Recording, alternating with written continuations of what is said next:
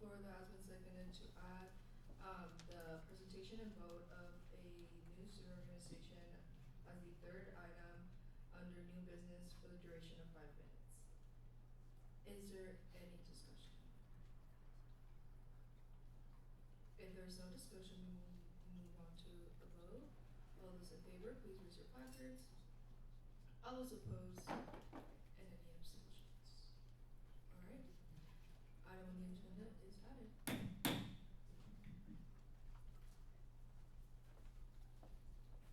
Senator Lilly.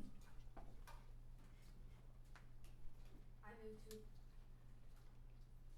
to approve the amended agenda. Second. There's been a motion on the floor that has been seconded to approve the amended agenda. Is there any discussion? If there is no discussion, we will move on to a vote. All those in favor, please raise your placards. All those opposed, and any abstentions. Agenda passes. Now, the approval of the minutes for our last Senate meeting.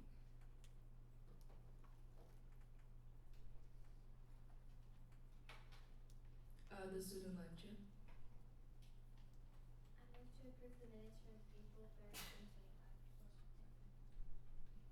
There's been a motion on the floor that has been seconded to approve the minutes for our last Senate meeting. Is there any discussion?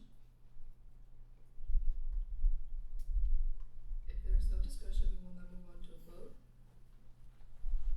All those in favor, please raise your placards. All those opposed, and any abstentions. Minutes pass. Now for new business.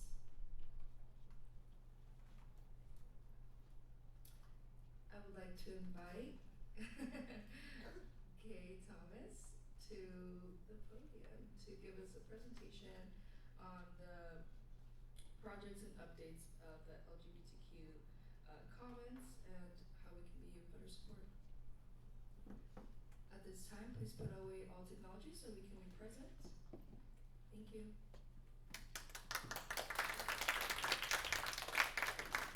Is it possible to use a handheld microphone? Because I'd like to wander, and I know I'm going to stand up here by myself. Thank you. Yes, thank you. All right, everyone. Hello, my name is Kay Thomas. My pronouns are they and she, and I am the Associate Director of the LGBTQ Commons Space. I want to share a little bit with you. For those of you who don't know, how many of you are familiar with the Rainbow Educators Program? I've heard of it, seen it around, maybe. Okay, we need to do more marketing. So I wanted to mention this because this is actually a presentation that came from a summit that we had at the end of February. Our Rainbow Educators Program actually celebrated 25 years here at University of San Diego. And what our Rainbow Educators Program does is it advocates for intersectional identities. It's students, it's staff, it's faculty that volunteer their time to do presentations. We have a Rainbow Educator in the room right now. Yeah, there you go. Amanda's been a Rainbow Educator for a really long time. She's one of our OGs. Don't age me. I won't. I didn't say years. I just said a long time. A long time can be whatever people want it to be. But I say that to say we've been doing this work at USD for over 25 years now in different ways and different capacities. And so I kind of want to take you through a little bit of a journey of how we got here to give you some context for how people need additional support now based on what's happening here at USD, what's happening in the world, what's happening in our state. So I'm going to talk a little bit about our journey so far. So I'm kind of starting us in the year 2000. There is a lot of chisme and drama before the year 2000 that we can totally talk about. But chisme and drama isn't always like really helpful for the context. So I really want to talk about and focus on the steps that the university has taken towards supporting LGBTQ students since the year 2000. So starting with the year 2000, I want to mention this because this was the first year that sexual orientation was added to USD's non-discrimination policy, saying that they would no longer allow individuals to experience discrimination or marginalization because of their sexual orientation. And the reason why this is important is because it actually was voted down 2 times before this by the board. So there were several years where this came up, it was brought as a vote, and the board said, this isn't important to us. But in the year 2000, things shifted, and our board of trustees started to say we actually need to acknowledge LGBTQ students and their experiences, and so they added sexual orientation to the non-discrimination policy.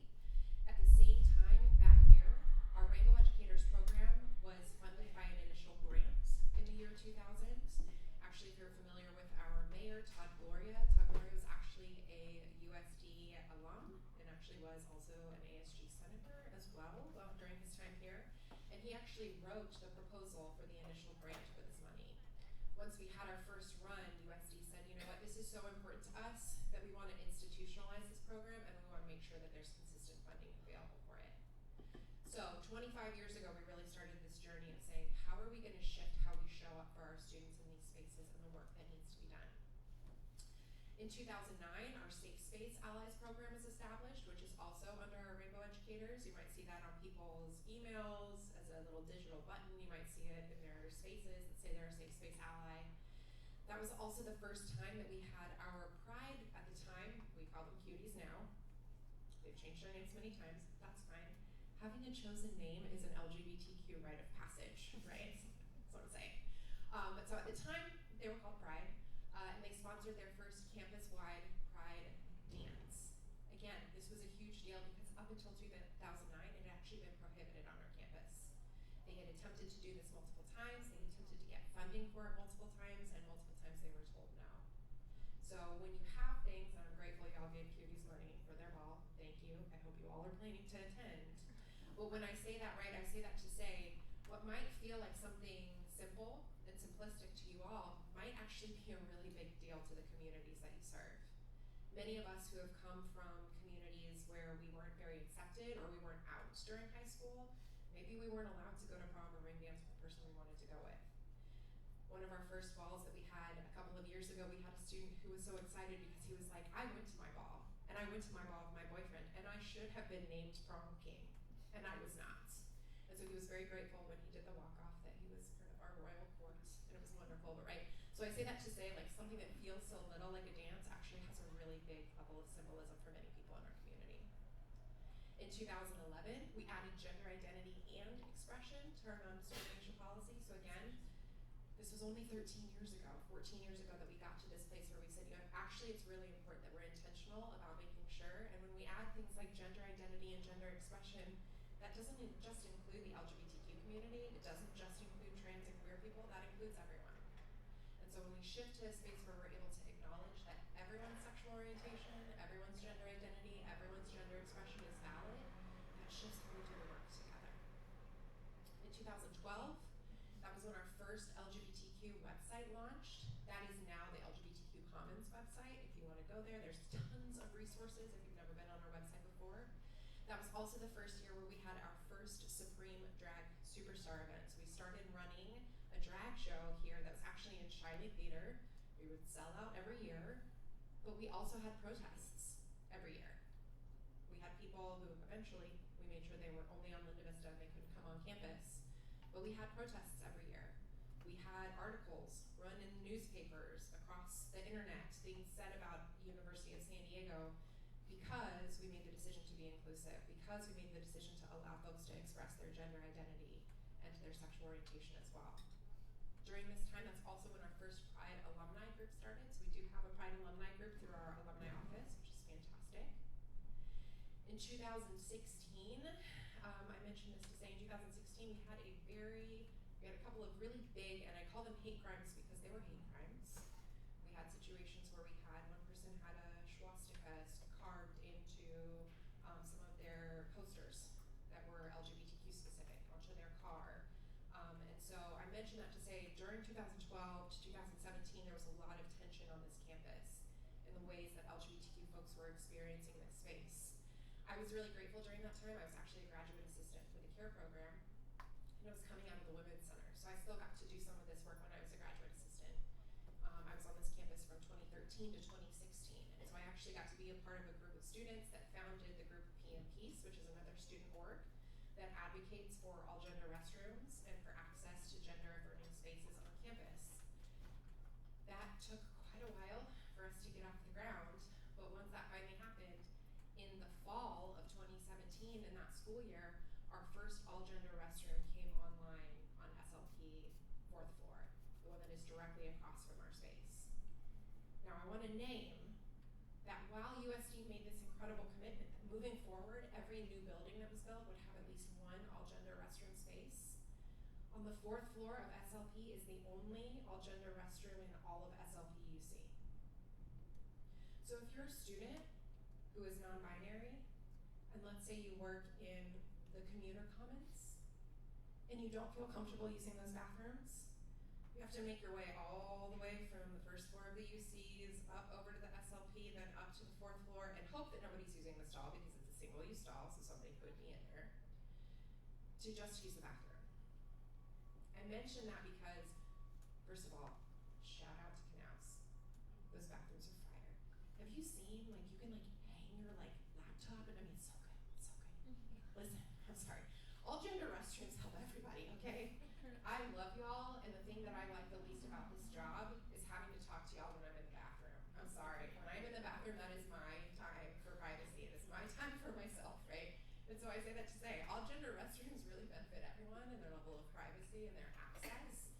But I mention that to say, the reality is we have students still, based on where they have class, because not every building has an all gender restroom. And I've had students, even in the last year, tell me, I walked into the bathroom, someone yelled at me and told me to leave. If I use the bathroom for my sex assigned at birth, I'm yelled at. If I use the bathroom for the gender that I identify with, I'm yelled at. And so what we actually see happen is students will be here. If they know that they don't have access to a safe space to use the bathroom, they will not eat or drink all day long. So y'all have lunch right now, right? Could you imagine not allowing yourself to eat or drink with your busy day because you knew you wouldn't have access to a safe restroom to use? And so as we think about those things, right, how we're continuing to support people, thankfully USD has made this beautiful commitment, but we still have some work to do. And bathrooms and construction are expensive. So I just want to name that as well, but also to acknowledge that this is a both and. We're showing up in the best way we can, and we can always do better. So in 2018, the LGBTQ Commons came online, which is the space that I work in, and our Lavender celebration, which before had just been run by our Pride org, and so it's just being run by a student group, didn't really have a lot of funding, became institutionalized under our space. So you're about to see a ton of marketing around our Lavender graduation celebration. Please come, even if you're not graduating. If you're a member of the community, great. If you're just an ally, awesome. We have a fantastic time every year. Last year I sang Chapel Roan to close us out. I mean, come on. That's fire. It's an incredible, incredible opportunity to see the ridiculousness that is us.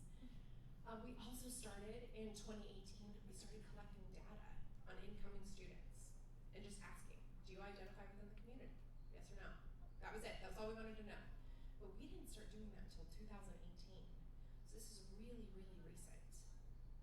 In 2019, we got our preferred name protocol up and running and going into effect so that people could say, this is the name that I want to go by.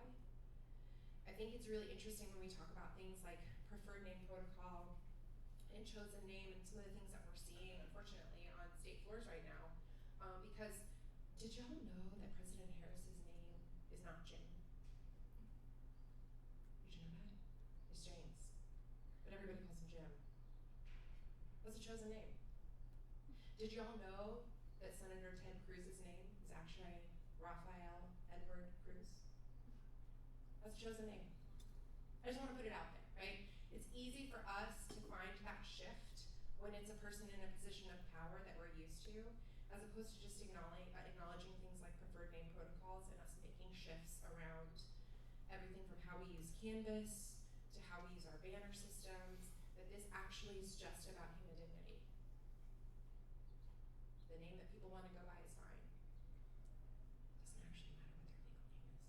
Doesn't. I'm not doing their taxes for them. I'm not their medical provider. It's fine, whatever.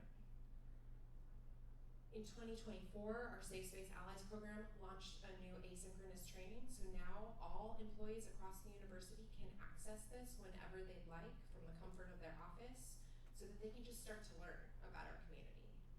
They do have another part that they have to complete in order to be a Safe Space Ally, but they can just get started with initial information and even decide if that's something that they want to do. So we tried to make it more accessible. We also launched our self-service name and pronoun change on banner. So prior to this, you had to fill out, I don't know if you remember, but you had to fill out a whole little form, and it got sent off to different people, and then you got contacted by people, as opposed to now you can literally just go into Banner and change your name yourself. We are still working, unfortunately, because we switched from Blackboard to Canvas this year, The pathway that connected banner, those chosen names and pronouns, did not exist when we moved to Canvas, so we are working on building that out, but we did have that previously as well. We acknowledge that's a shortcoming, we're working on it.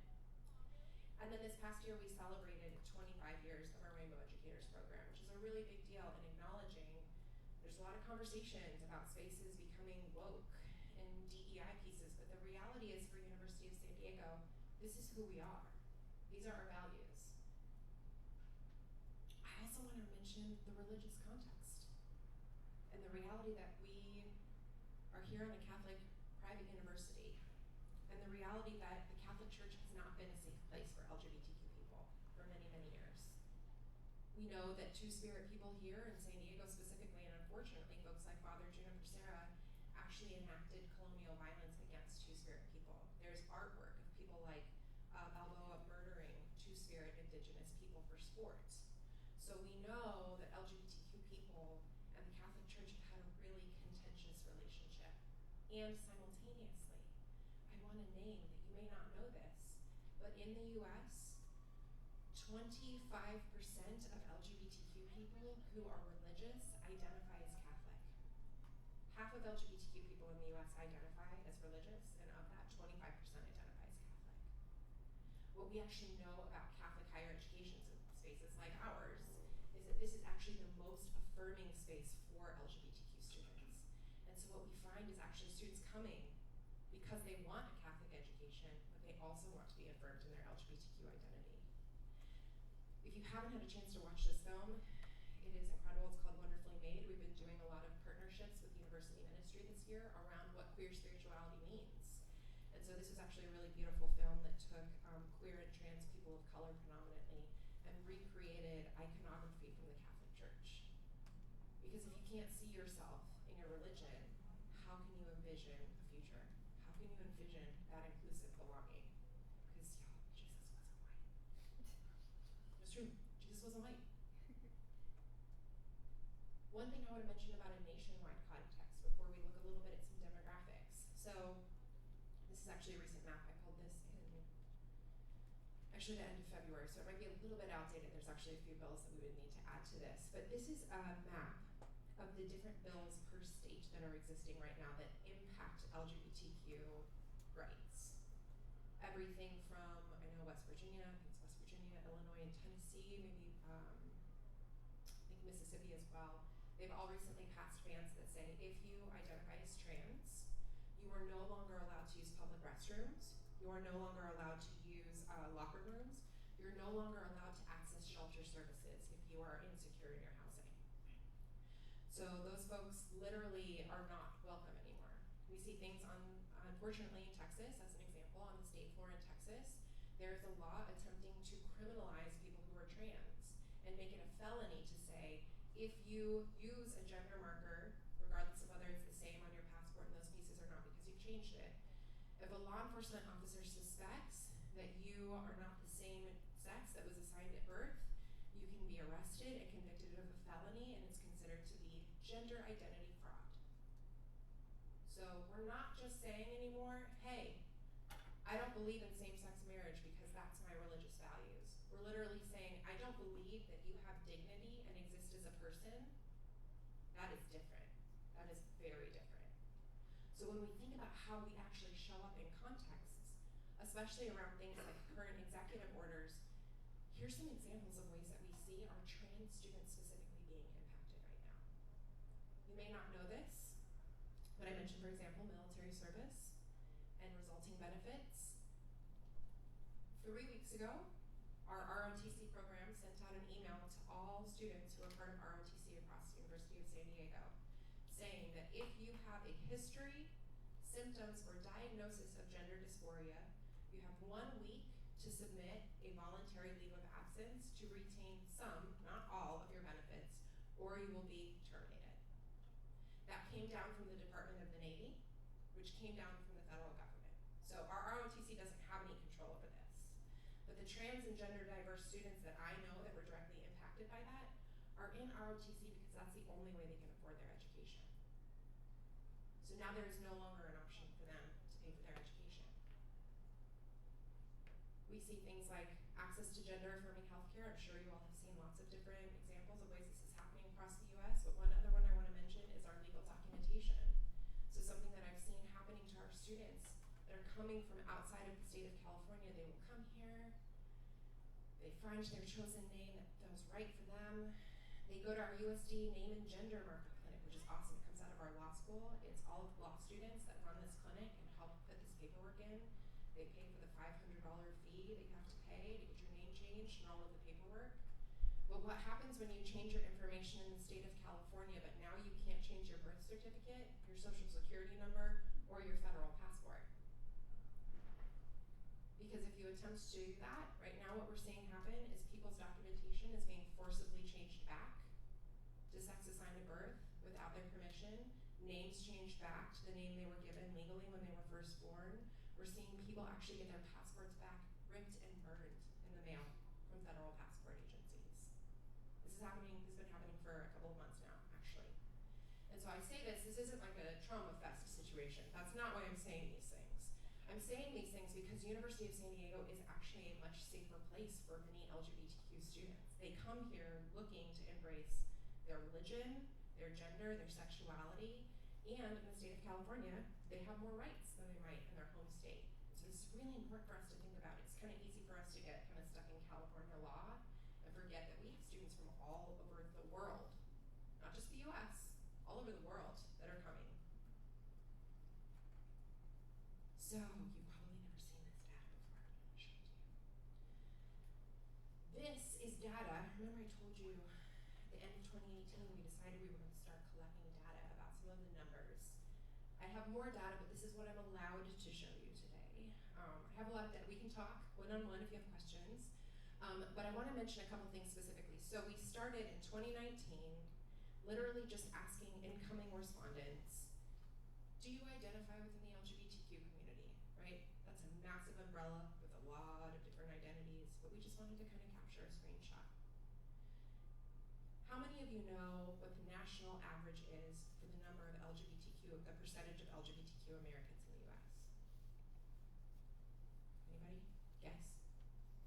Shout it out. No? They count because of Robert's. Oh, yeah, that's right. Robert's rule, lies and deceit. Okay, well the answer is somewhere between 5 and 8%.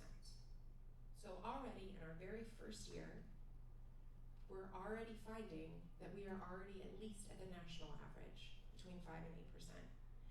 Every year that we have gathered data since then, we are above the national average. Right now the national average is about 5.6% of Americans identify as LGBTQ. What we know about Gen Z is 1 in 3 Gen Z women identifies within the LGBTQ community, and 1 in 4 Gen Z men. So that's 33%, and 25% of Gen Zers are already identifying in this way. So we see these really big numbers. We're already above the national average.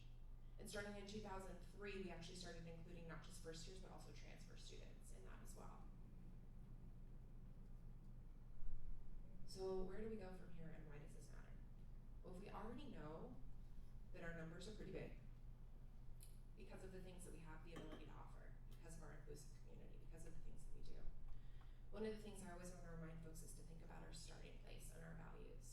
Who are we as an institution, and what are the actions that we take that line up with that? So I always start, of course, academic excellence. I'm sorry, but if you can't pee or eat all day long, how are you going to engage in academic excellence? I can't. Our Catholic identity, that's important to us. And within our Catholic identity comes things like Catholic social teaching, which honor human dignity, the respect for everyone, care for the sick and the needy. We care for our common home together, ethical conduct and compassionate service, but more specifically, how are we leaning into actions that help create inspired and meaningful lives for all of our students, not just some of our students? To remind you all of the thriving student model, so I want to share a couple of examples of ways we are doing this work in the thriving student model across the campus. The first being though, right, we have things like belonging. So we literally have the LGBTQ commons, we have events that occur on a regular basis. Within that we have events that are related to experiential learning. So we're not just getting together and shooting the breeze. For example, this last week, actually this was on Monday night. Monday night? That wasn't Monday night, it's been a long week. On Monday night, actually, in this room, we had a dinner with two people who were plaintiffs in the Proposition 8 case here in the state of California that outlawed marriage equality in 2008. These individuals literally put their lives on the line. They received daily death threats, sometimes delivered to their mailboxes, to fight for marriage equality. They moved through the California Supreme Court, eventually to the federal Supreme Court. Their case was fully decided and closed in 2013, but it laid the groundwork for the Obergefell-Hodges case, which passed in 2015 and gave marriage equality across the nation. So we had 70 people in the room with us on Monday night, having dinner from the law school, from sociology, faculty, staff, students, grads, undergrads, in this space, having conversations with real life humans who just said, you know what, equality is so important to me. It doesn't matter that I'm a small business owner in Burbank and I just have like 2 French bulldogs and I'm just trying to live my life. Like, I gotta do this. My privilege tells me I need to show up as an ally in this moment for everybody.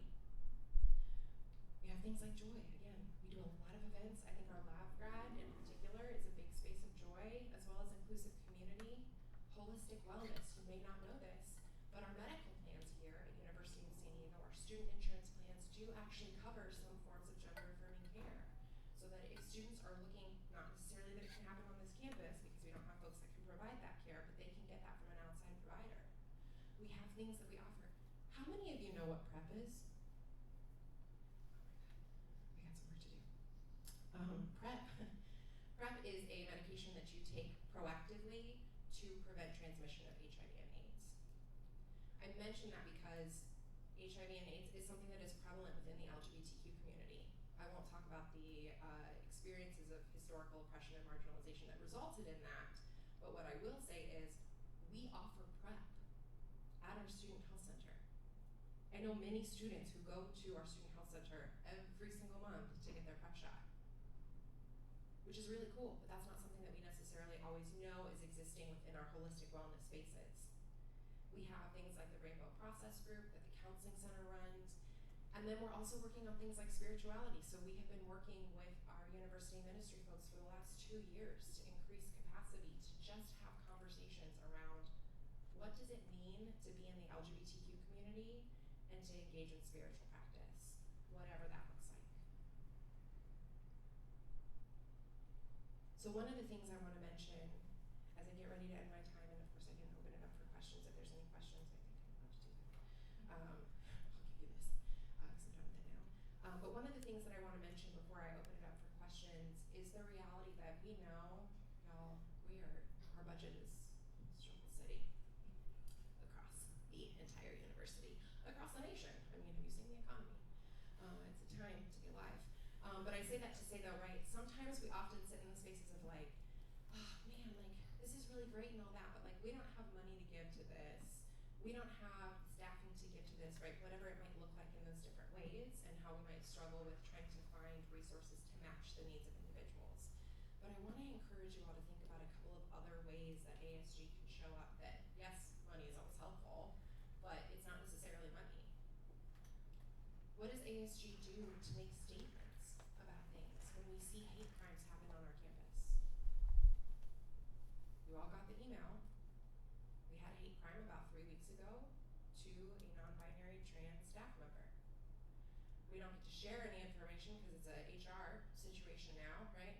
And the university is caring for that person, and that person is very supported, and that person is doing okay. But I say that to say it happened 3 times before it was labeled as a hate crime. This person's picture, their pronouns were slashed up. In the past, we've had situations, right, where students have had written on their trans pride flag on their door, just kill yourself already. That's not an act of intolerance. That's hate speech. And so, I'm not saying you all have to do something now, I'm just saying, how are we connecting some of the dots about things that are happening on campus? When are the moments that you could actually be using your visibility and privilege to actually advocate for the needs of other people?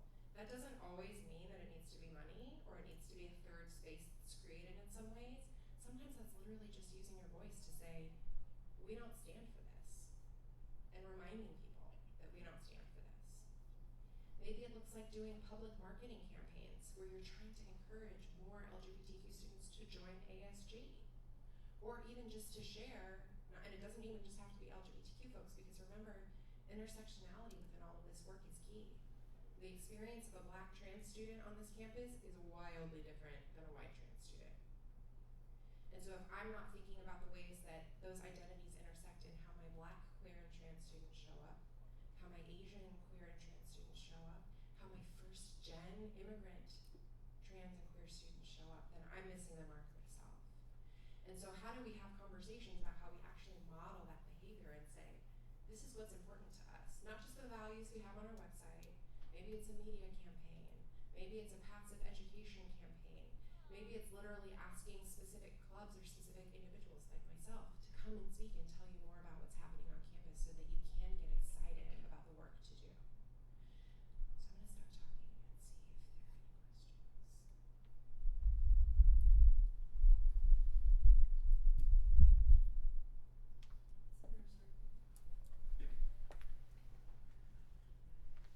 Good afternoon. Well, first of all, please allow me, as speaking on behalf of all of us, to thank you very much for this intervention.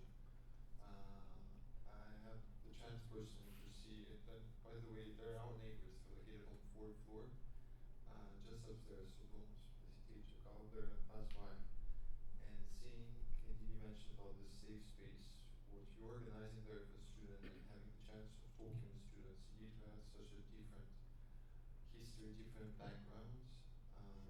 It's a delight to see them bright, to see them shining and bright in there, what you're organizing, go QT ball, just meeting, dinner, games. Like to remind us of all of this, it's the importance of the safe space that all of us should advocate. We are representing this, and horrible indeed what happened a few weeks ago, but we should keep it in mind and continue further and advocate for this. If you see anything, please say, and give us a message. Thank you very much for all what you're doing.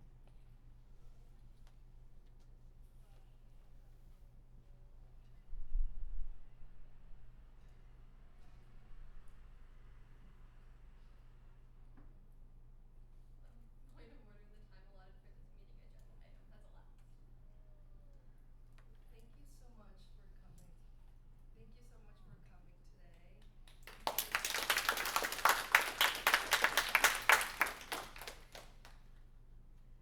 It was great to hear and learn so much, and thank you so much for always showing up for us as well and giving these amazing presentations. So thank you. If anyone needs to reach out, please. They're right above us. So thank you again, and have a wonderful rest of your day. Yeah.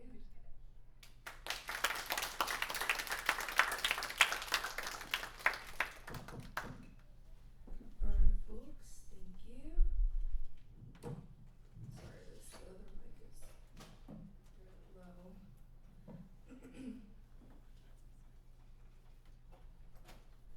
And next on our agenda is a presentation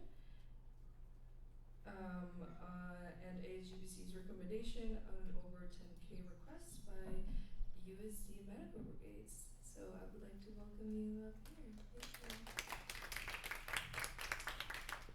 Once again, technology should be put away right now once our finance chair is up here.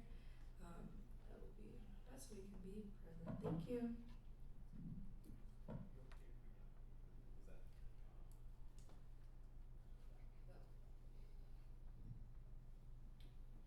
Hello everyone, thank you for having us today. So my name is JD Mori and I am the president of USD Medical Brigades. Hi, my name is Sierra Johnson. I'm the vice president of USD Medical Brigades. And we're here to talk to you about our club, USD Medical Brigades, which has a brigade to Belize, June 1st through June 7th, a total of 6 nights and 7 days. So, starting off with, who is USD Medical Brigades? We are a nonprofit, student-run organization here on campus that focuses around public health. We have both local and foreign initiatives, Some example of our local initiatives are working with displaced populations at the Tijuana border, as well as working with people experiencing homelessness here in San Diego. Some of our foreign initiatives include, we've gone to Panama, Honduras, and now we're going to Belize, and there we work with the communities to promote education, communication, as well as providing health services. In addition, we are an offshoot of a larger organization, Global Brigades, which my Vice President Sierra can talk to you guys about. Yeah, so Global Brigades, our program is really different from a lot of others. We're a specific branch of this overarching nonprofit organization where we focus primarily on medical care, but it's really not just medical care and direct service. We work a lot with kind of the idea of holistic health and preventative health, where we go into these communities and not only do we bring a team of doctors, dentists, and other qualified healthcare workers, but we also talk to these communities about their nutrition, their hygiene, their mental health, their physical health. So we're really trying to tackle this issue on all different levels and facets, rather than just going in and conducting the work we believe is necessary. We also work with these communities with teams that are from the actual country we're visiting and with the government itself to kind of have this more individualistic approach to medicine in these communities and understand what specifically they need from us. We've also done other work such as building eco-stoves in the homes of different underserved communities. We've also done some research projects where we ask different questions to patients to kind of understand more about their unique healthcare experiences. So yeah, we're really attempting to tackle this global healthcare issue from a lot of different angles. Global Brigades itself also has different branches where they work in business and engineering. So overall, we're this specific branch that's working on holistic preventative healthcare. So specifically what we do, we have this team comprised of volunteers from our club. We also have an advisor there present with us. A lot of us are qualified EMTs or CNAs, and many of us are fluent in Spanish. We've visited currently 2 Spanish-speaking countries and are going to a third. So when we visit these countries, physicians come along with us. There's also physicians and dentists from the country itself that we help fund to work alongside of us. And there's several different stations inside of our program. So the patients will first come in to the triage station, and that is where we'll take their vitals, we'll take a patient history, and kind of have this one-on-one talk with them about why they're here today, talking with them about their children, chronic health issues, immediate health issues, and their kind of whole story. Next, they'll be funneled into a consultation with a physician. They may also see a dentist depending on their needs. And finally, after an interaction with the physician, where us student volunteers are also helping and shadowing during, we can help package up their prescribed medications and give that to them in a pop-up pharmacy. And later, we will also do presentations to these communities in a station called Charla. Charla kind of means conversation in Spanish.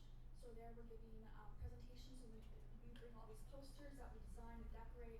We also bring little package supplies for them, and we talk to them about some kind of healthcare issue, such as we've done nutrition, we've done dental hygiene, we've done mental health before, to kind of broaden our impact from just the immediate week and to kind of have a lasting impact beyond that week that we're actually present in the community. And just to add a few kind of numbers to our past brigades, when we went to Honduras 2 years ago, we saw roughly 300 patients in a pretty much 40-hour work week, did 60 extractions, which are pretty necessary, unfortunately, considering the inaccess to dental care. And we also did provide, I believe, 200 packets of toothbrush and toothpaste to these communities. In Panama, which took place last summer in June, we saw 200 patients and we did 50 extractions. So we are working intensively throughout this entire brigade. It is not like any sort of vacation, and our members know. They come expecting that we are here to give our time and to try to build a connection with these communities that we are visiting. And so moving forward, looking at this brigade specifically, if you were at ASGBC, we did have 3 members drop. They have not booked their flight. flights and anything, so we're assuming they're not going. So our total number has been reduced from 26 undergraduate to 23, and then 1 advisor for a total of 24 total volunteers. And then our deadline to have all funds in is April 25th, so that is coming up here soon. So now the cost breakdown. These trips can be quite expensive because we're not only paying for ourselves as students to attend these brigades, but we are also paying for the upkeep and continual work of global brigades in these communities throughout the semester and year when brigades are not taking place. And so kind of breaking down the costs here, we got about $2,700 per person, $1,800 without flights. And then just kind of focusing on the main costs that we're asking you to cover, it's the $181 per person for medication and supplies, so that's everything that's gonna be given out in our pharmacy. And just a little note on that pharmacy is we show up with probably 5 crates full of anything ranging from sunscreen to antibiotics, and by the time we're done with this brigade, it's all gone. Because a large issue within a lot of these communities is inaccess to medications. We're also asking you to cover $332 for lodging, $230 for transportation, and then $216 for meals, which brings it to a total of $959 for each volunteer, and a total of $22,057.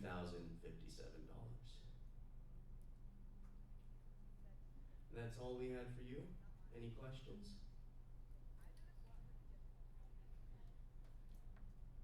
At this time, you can put up technology to see any of the numbers that you need.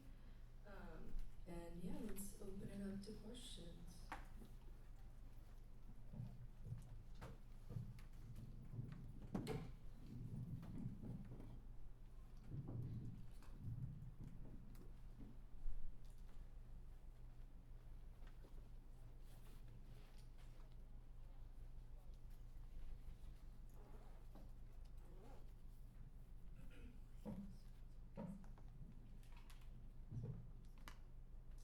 The finance chair?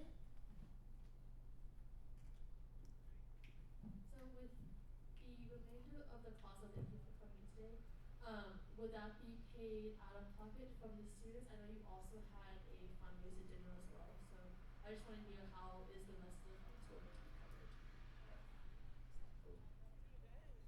Yes, so students come in with the expectation that they are going to cover the entire cost, and a lot of the work we do throughout the semester is fundraising as well as that community outreach in order to try to reduce these costs, because we don't want costs to be a barrier for anyone sitting student. Chief Justice? Could you just clarify more? Thank you. Could you just clarify more which portion of the expenses your members are paying for, and then which portion you're asking us to pay for? Yes. So they are expected to pay for everything. That factors into the $2,700. We're asking for medications and supplies, lodging, transportation, and meal. Those are the 4 costs.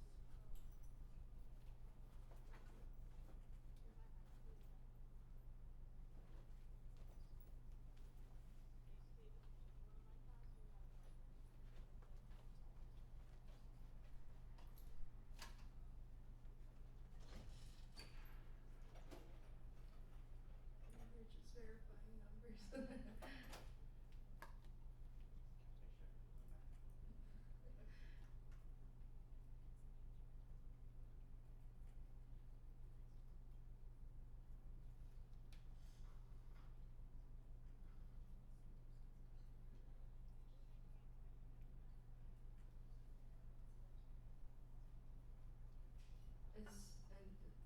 Senator Sam? Hi, thank you for coming in. That was a great presentation. I just had a question for the volunteers you're bringing in, like the dentists and the physicians and whatnot. Do you guys pay for their travel? Yes, we do, and that is part of the reason why we had a gala earlier this semester, because a lot of that will go to paying for any doctors or dentists that we need.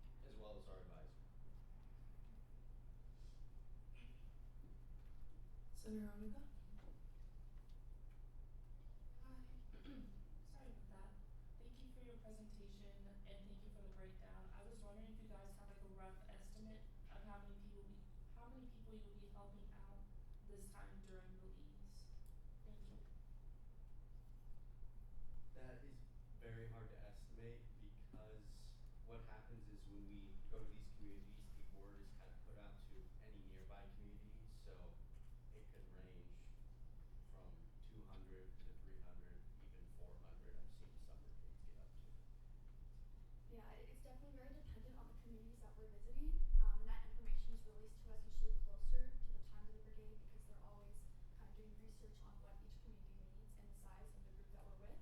But yeah, as JD has said, they put the information out to the surrounding communities. So I remember from our first brigade when we went to Honduras, there were people walking hours just to get to our clinic from different communities in the surrounding area. So it's definitely something that you typically see a lot of people since these brigades are rare and sometimes infrequent. There's a lot of people who will walk very far and travel very far to be able to access us and speak with the physicians. Thank you. I encourage questions and discussion that pertain to them because once the finance chair goes up here, we cannot ask them any more questions. So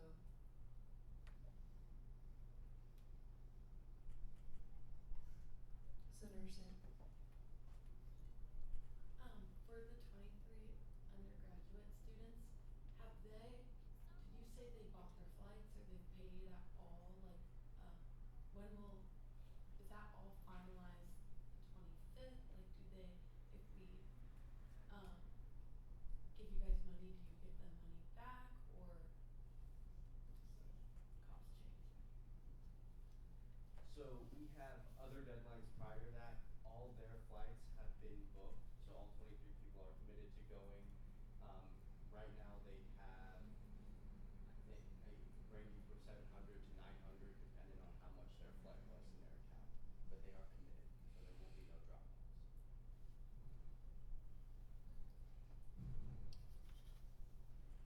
Senator Zerbe. Thank you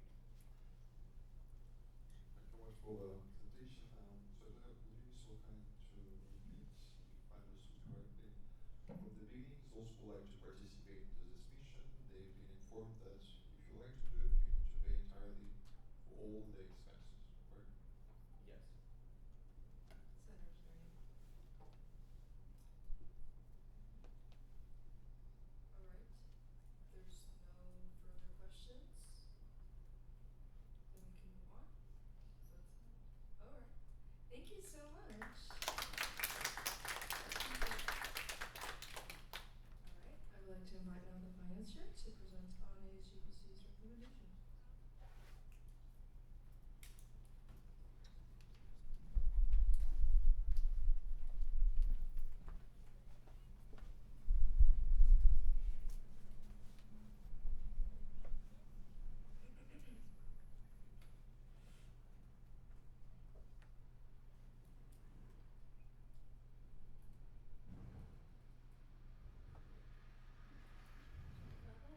I will be talking about ASGBC's recommendation for USC medical brigades.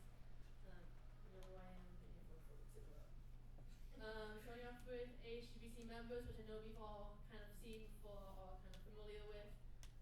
We have 9 voting members, 2 are ASG senators, 1 TPP representative, and 6 student representatives from the different areas of student orgs. We also have 3 non-voting members, which is the finance chair, controller, and the ASG advisor. Looking at the current ASGBC budget, we started off with that $260,000 number. We have already allocated around $187,000. That leaves our current balance to around $73,000. I do want to note that this $73,000 does not include the $7,000 that was approved for men's rugby, as that number hasn't been allocated, or the amount hasn't been allocated yet, as that event hasn't been confirmed. So our actual balance, if it does get allocated, would be closer to like 65, 66. And then the last number, which is the balance, is how much has actually been spent. This is around 193,000. Taking a deeper look into those numbers, of all the money we've already allocated, that was already to 183 requests. Currently, we have 62 requests into our orgs, and the total amount being requested is around 39,000. So far, AHGBC had 7 regular meetings with 2 additional meetings. For the rest of the semester, we have 3 more of our regular Tuesday meetings and then 3 additional meetings, which one of them is today. On average, we review about 30 requests per meeting, and we allocate just around 20,000 per meeting. This number is higher than average, just because there's been a lot of bigger requests, and even not this week's meeting, but last week's meeting, we did allocate close to 40,000. And as always, these numbers are up to date as of yesterday. Taking a look at the points to consider, how much money do we allocate for other events on campus? How does what we fund and support reflect AHG values, and how do we reach different groups of people on campus? How do we balance the budget to ensure we can fund requests throughout the semester? And additionally, which I'll talk about this more as well, this event falls into the convention, conferences, and retreats category, which is shared with every student organization. It's very similar to the sports club, championship, playoff, and regionals category as well.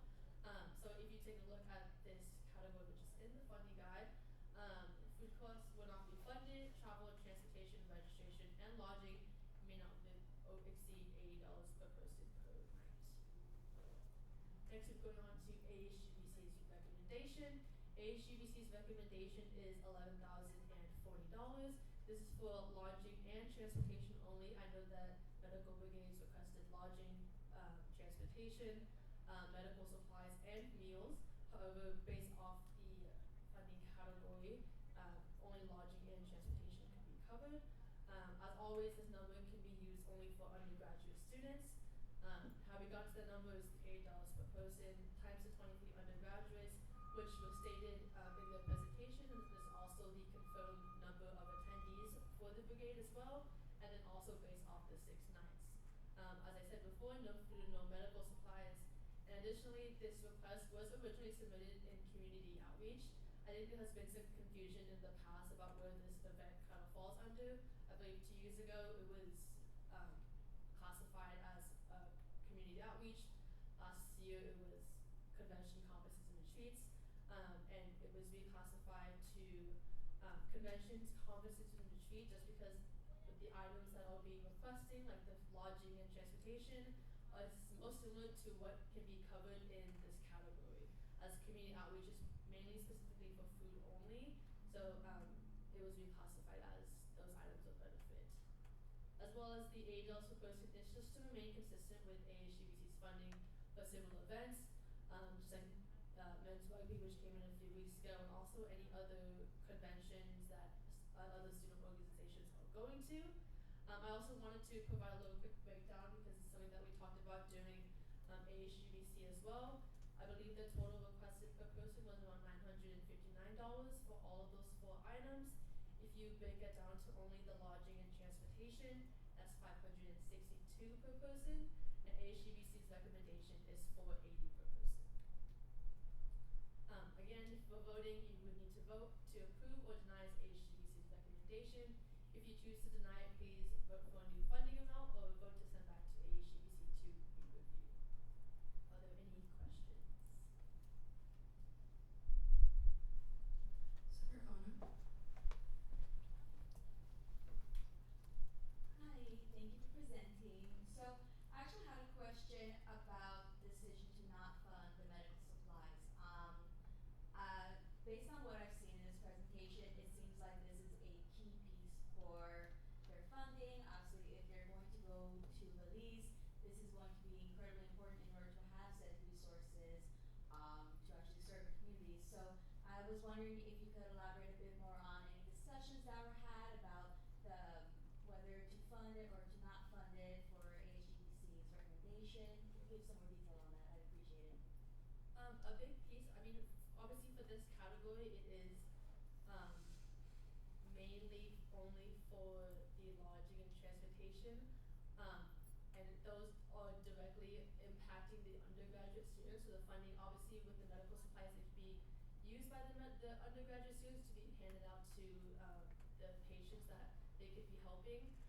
Additionally, it'll be difficult to be consistent through all student loan because not all of them are going to be requesting something as similar to as medical supplies.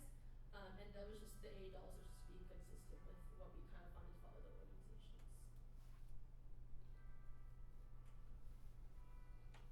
Senator Sam?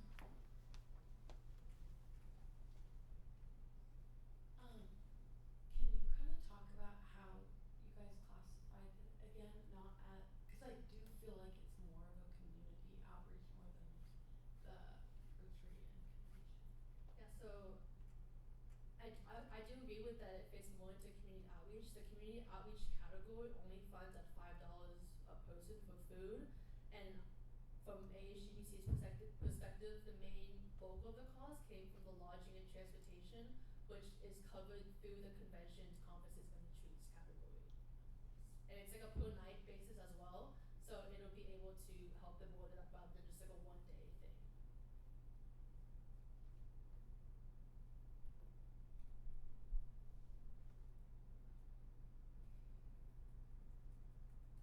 Any further questions?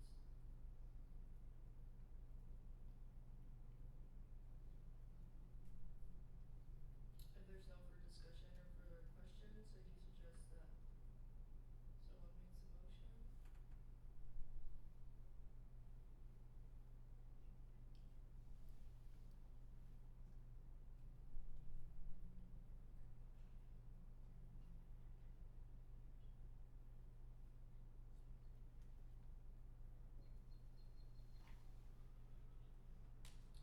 Senator Sam?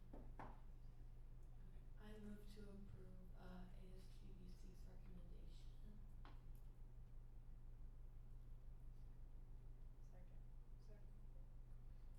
There's been a motion on the floor that has been seconded to approve ASGBC's recommendation. Is there any further discussion? Alright, if there is no further discussion, oh, Senator Marzano?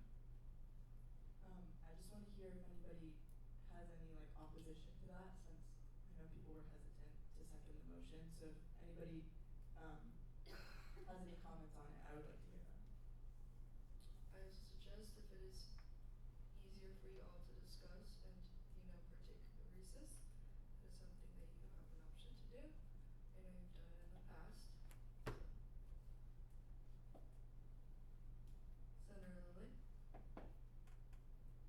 I feel like we may feel more comfortable in that manner to talk. I just feel slightly reserved. So I move to have a 5-minute recess. There's been a motion on the floor, it has been seconded to have a 5-minute recess. Is there any discussion? If there's no further discussion, we will move to a vote. All those in favor, please raise your placards. All those opposed? And any abstentions?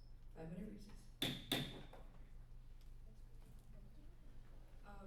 The discussion, everybody has to be together, everybody has to be in the discussion, please, so let's make sure that we're all collectively